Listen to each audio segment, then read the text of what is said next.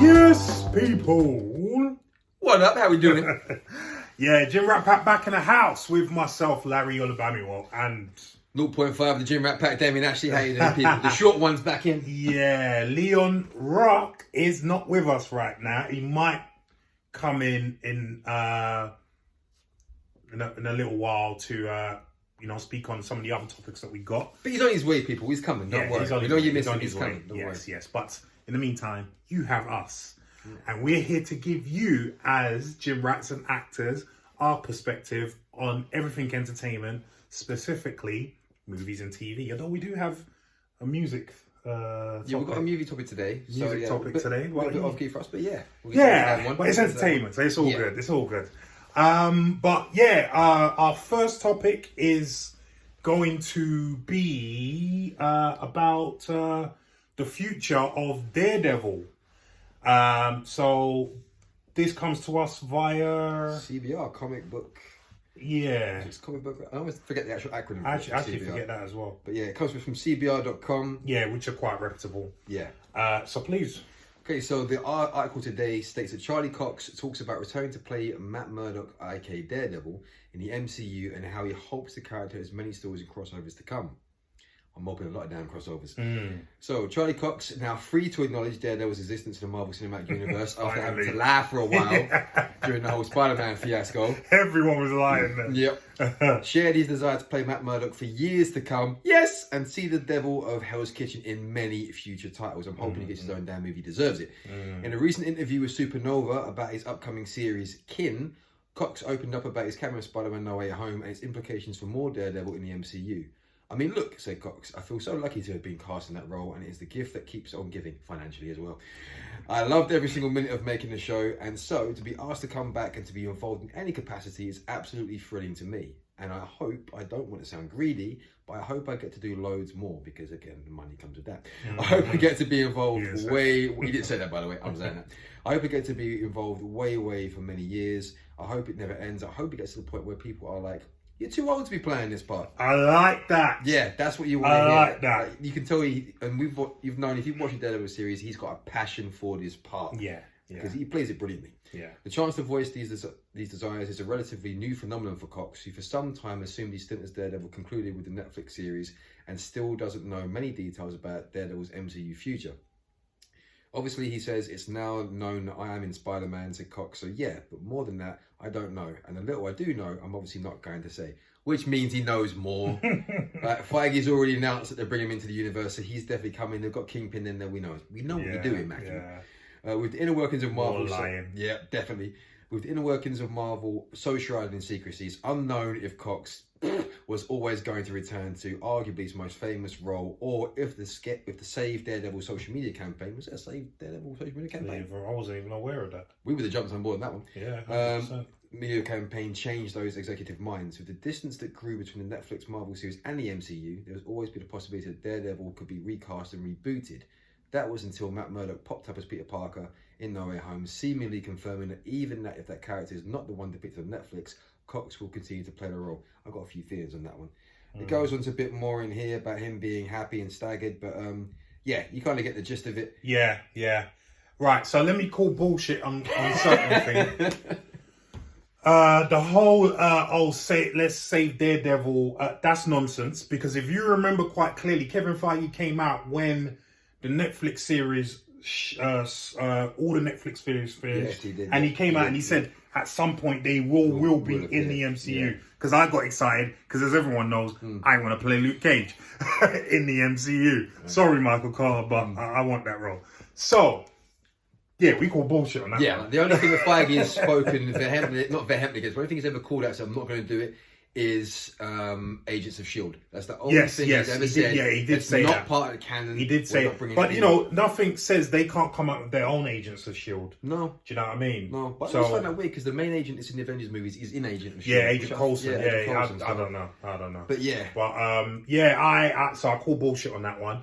And I think me and you both know that if one of the actors are speaking on what could possibly happen, they know what the fuck is going to happen. Yeah. Why are you talking about crossovers and stuff when you haven't even had your own damn movie yet? Yeah, and the thing is, we know from Garfield now, even when you say, I have no idea, You probably do. You most likely do. You most likely already received a paycheck and you're sitting there waiting for day one on set. So, exactly. So I call bullshit on that as well. Yeah, I'm definitely call bullshit on that. So, reading all of that, Damien, I know you're a massive Daredevil fan. You're a massive fan of the Netflix series. What are you thinking about this? Pure excitement is what I'm feeling about this. No, the Daredevil series for me was by far the best thing that, and this is just me personally, I know you loved it as well, but it was the best thing that Netflix put out at that time. Out of all the Marvel shows. Not just the Marvel for me, like I actually put it up there in terms of what Netflix were doing at the time. Like, at the time, 100%. Because as a martial arts head as well, the choreography that they actually managed to pull off in those 2 seasons, in the first 2 seasons, didn't mind the first season, but the first season's my favourite. The choreography in those 2 seasons was brilliant. And that's what got you to tell me to watch it. Because I'll say I'm a massive Marvel fan, but I never got round to watching it at the time that it first got put on. And he was always on my case like, go watch this, go watch this, go watch this. When I finally did, I couldn't stop watching it. I remember saying to you, like, dude, when Kingpin mashes people up, it's bloody. It was, I mean, everything from the storytelling, the writing, the actual character depictions, the way that the actors embodied those characters, like even Foggy Nelson, who I know he was always a bit of a considered the weak element of the series.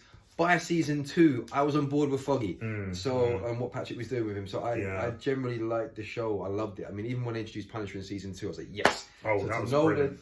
So to know they're doing this and they're going to go ahead with it, we're going to see another Daredevil show because they would be stupid not to do another Daredevil show.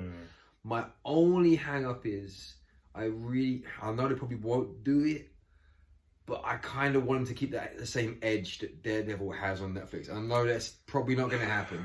It's tricky because obviously, apart from Deadpool, they want to keep everything PG-13. Yeah.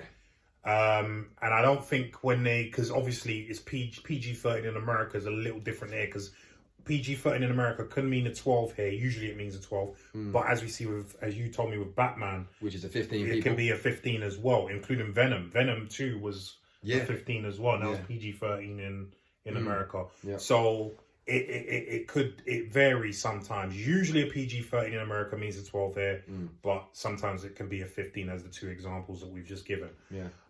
So I take your point with that. It might not be as edgy as it probably won't be as edgy as the Netflix series was. What do you feel? I'm just thinking that it probably won't make any difference to how good the either series or movie will end up being anyway. Because I think there's so much to work with when it comes to Daredevil. Like me knowing for Daredevil from the comics, not even from the series, but from the comics, he can work with, and I think that's why he mentioned about teaming up with people, because he teams up with so many people in the comics, including Spider-Man, including a lot of them. He teams up with Moon Knight at some point. Oh, okay. Teams up with who's some of the other heroes that are coming in. I think did he team up with Ghost Rider at some point? Yes. Okay. Yes. Okay. I think he teams up with Blade at some point as well. I've seen it before because even though I'm like Larry, I'm not a huge fan of comic books. Like my comic books was Judge Dredd and a few Spawn growing up. Like I was that side of things. So I got into all the Marvel stuff through the series, like the X-Men cartoons. But when it comes to Daredevil, because of the show, that made me go back and read some of the comics. So that's the pull ahead for me. So I don't think it needs to be as edgy as the Netflix one to be successful, and for us to like it anyway. Yeah. Okay. As we can see from all the other stuff, because we like most of the MCU stuff anyway. Even and I think it could go.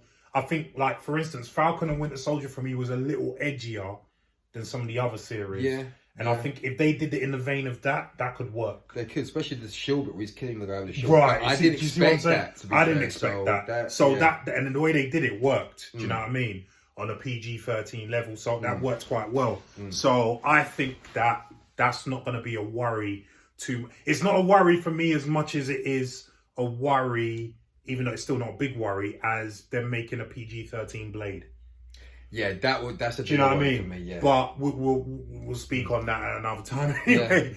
But yeah, so I'm really looking forward to what they're gonna do with Charlie Cox as Daredevil, Matt Murdock.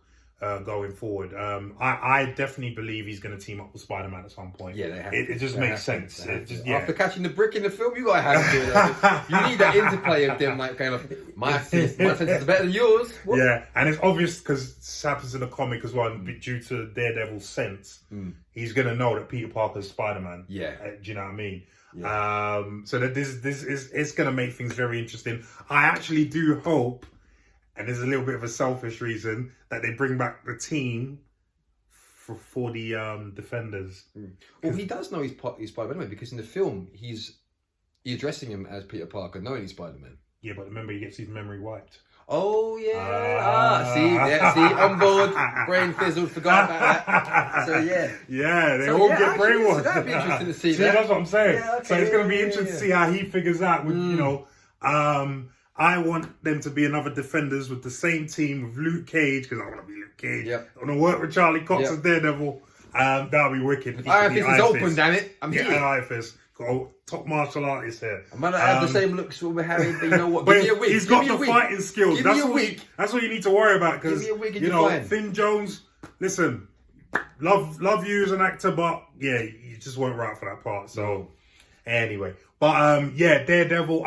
Do you know what I really like about that article as well, and what I love about Charlie Cox? Because even before Daredevil, he was a well-known actor. Not huge, but they knew. But he's been in quite a few things. Stardust, right? Exactly.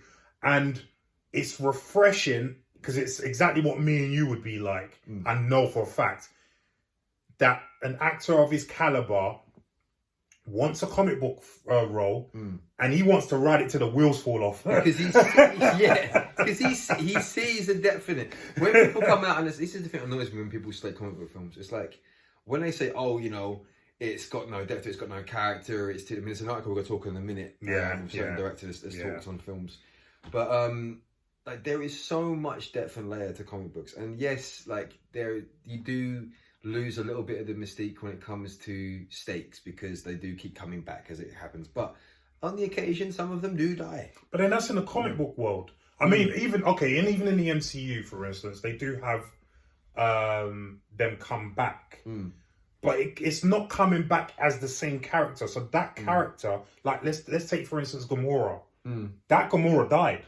Yes, you have another Gamora, but that one died. But I don't think Black Widow's going to come back.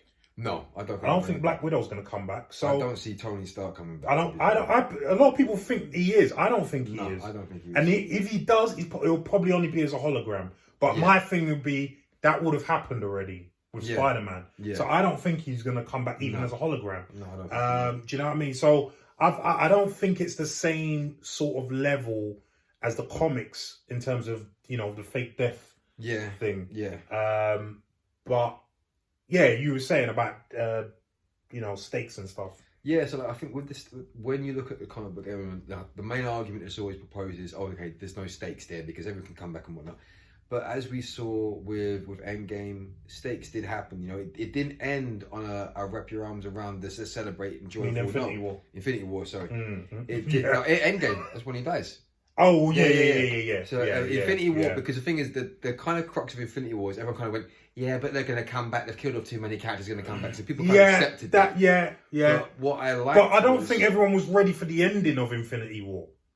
Because you knew there was going to be two parts, but you didn't know the first one was going to end so devastatingly. No, but I tip my hat to that with Holland though. Holland sold the ending of Infinity War. That moment was like, and that was improvised as well. When we did that, I as an actor, take out comics off the side, you smashed. That showed his talent. That really did, and that showed you the level of depth you can go to with a comic book film. Right. It wasn't him going like, I'm dying now. No, he was like, there was a human fear, there was angst, there was pain, there was emotion, and you can, if comic book films are done right, which Marvel have proved they can be, there's so much you can do with them. And yes, you can say they're the biggest money making thing right now, but they're money making for a reason. Right. If DC is a great not reflection of this, because when you look at a DC film, unfortunately, for every one DC film you get that's good, you get 3 bad.